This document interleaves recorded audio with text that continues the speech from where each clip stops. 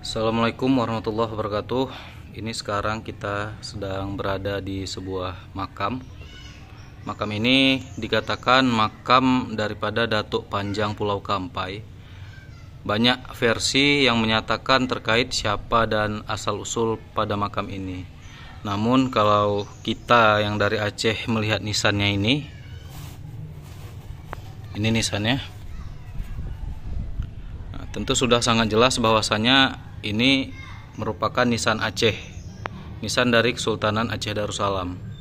Nah, ini udah banyak tertimbun di bawah, di bagian bawahnya sebenarnya panjang lagi, namun sudah banyak tertimbun. Ini panjangnya kurang lebih 8 meter.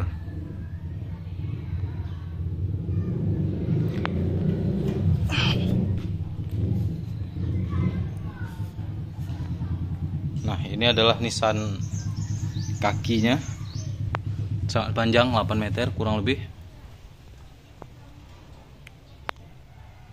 Nah, itu adalah sambungannya di bagian bawah.